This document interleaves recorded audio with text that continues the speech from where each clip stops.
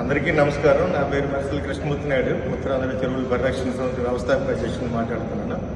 ఈరోజు అమరావతిలోని తెలుగుదేశం పార్టీ ప్రధాన కార్యాలయంలోకి రావడం జరిగింది. అంజేట సాక్షిగా మాట్లాడడం జరుగుతుంది. ఏదైతే 2006లో ప్రారంభించిన వెంగళరాయ సాగర్ అదనపు ఆయకట్టు పనులు ఈ రోజుకి 25 సంవత్సరాలు అవుతున్నా కూడా ఆ యొక్క కాలువ పనులు పూర్తి చేయక అక్కడ రైతులకి తీవ్ర ఇబ్బంది గురవుతున్నారు. 5,000 ఎకరాల ఆయకట్టు కోసం 5 కోట్ల అంచనాతో ప్రారంభించిన ప్రాజెక్టు ఈరోజు కొత్త ఎస్టిమేషన్ ప్రకారం 24 కోట్లకి దాన్ని చేరికైంది. తక్షణమే మొన్న క్యాబినెట్ డిసిషన్ అయింది. 25% లోపు కోట్లైన వీటిని అన్నింటినీ కూడా తీసుకోమని చెప్పి క్యాబినెట్ కూడా ఆమోదం పొందింది.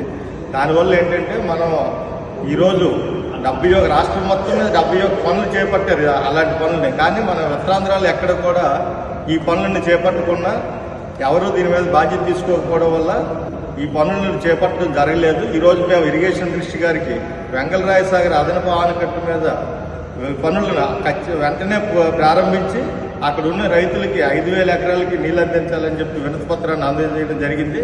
దీనిపై ఈ ఇరిగేషన్ మంత్రి గారు స్పందిస్తారని చెప్పి ఆశిస్తూ